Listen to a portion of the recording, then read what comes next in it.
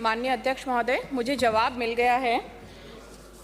मैं पूरक प्रश्न पूछना चाहती हूँ। उत्तर के क्रम संख्या 1 में उल्लेखित किया गया है कि आमजन की समस्याओं के त्वरित समाधान हेतु संविदा कार्मिक नियोजित किए जा रहे हैं, पर खेद के साथ कहना पड़ रहा है कि चोमू ही नहीं अपितु संपूर्ण राजस्थान में संविदा कर्मियों में जॉब को लेकर एक असुरक्षा की भावना है और उसका फायदा उठाकर उच्च अधिकारी इनके मार्फत वसूली कराते हैं।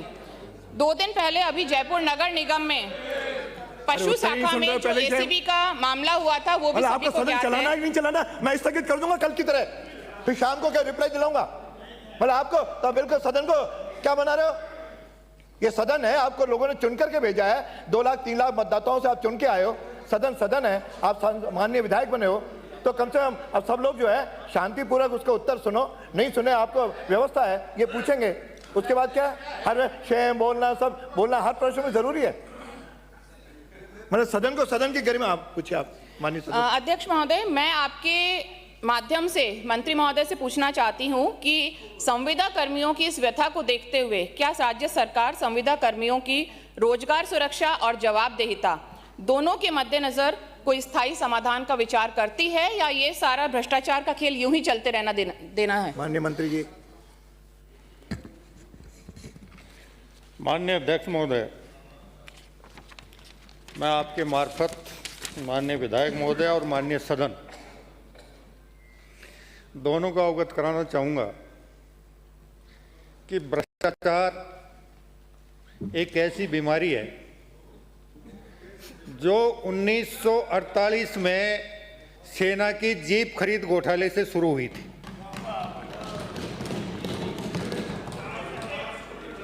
और सबसे दुर्भाग्यपूर्ण स्थिति यह है कि स्वतंत्र भारत के पहले भ्रष्टाचार की आज तक इतिश्री नहीं हो पाई है।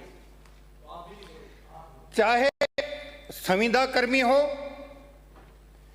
और चाहे नियमित कर्मचारी और अधिकारी हो, जिनकी नीयत खराब होती है वो सारे के सारे इस काम में लिप्त रहते हैं।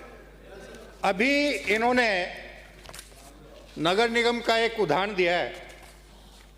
नगर निगम में 2 स्थायी कार्मिक हैं पशुपालन विभाग के और 1 कार्मिक संविदा कर्मी था। आज तीनों के तीनों जेल के अंदर हैं। संविदा कर्मी की सेवाएं समाप्त कर दी गई हैं और वो जो 2 कर्मचारी दूसरे विभाग से नगर निगम में डेपुटेशन पर थे, मैंने आज ही आयुक्त को कहा है कि उनको उनके मूल विभाग के लिए रिलीव करें और उनके मूल विभाग को उनकी करतूतों का विवरण देते हुए उनके खिलाफ सख्त से सख्त अनुशासनात्मक कार्रवाई करने के लिए हम निर्देशित नहीं कर सकते, हम उनको सूचित करेंगे। और माननीय पशुपालन मंत्री जी यहाँ विराजमान है, उनसे बात करके उनके खिलाफ हम 2 दिन में कार्रवाई भी करवा देंगे। जहाँ तक चोमू नगर पालिका में नहीं, पूरे प्रदेश में ही ये परंपरा कोई आज से शुरू नहीं हुई है। संविदा कर्मी वर्षों से काम करते रहे हैं और समय समय पर उनको विभिन्न समयों पर नियमित करने का कार्यक्रम भी चलता रहा है। आपके यहाँ 2021-22 में फायर ड्राइवर 3, 22-23 में फायर ड्राइवर 3, 23-24 में फायर ड्राइवर 5, 24-25 में फायर ड्राइवर 4 और 25-26 में फायर ड्राइवर 4 संविदा पर लिए हुए हैं। कंप्यूटर ऑपरेटर 21-22 में 10, 22-23 में 10, 23-24 में 10, 24-25 में 12 और 25-26 में 11।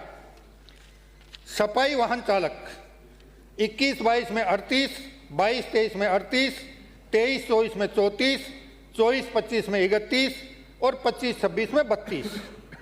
फायरमैन 21-22 में 10, 22-23 में 10, 23-24 में 10, 24-25 में 11 और 25-26 में 9।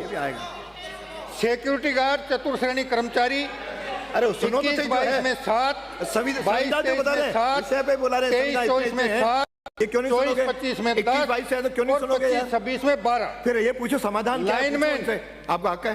21 22 में 3, हर सरकार में आपकी सरकार का है तो नहीं सुनेंगे, 23 24 इनकी में सुनोगे, 3, ये है तो इनकी 24 सुनो। 25 में 4 और 25 26 में 4।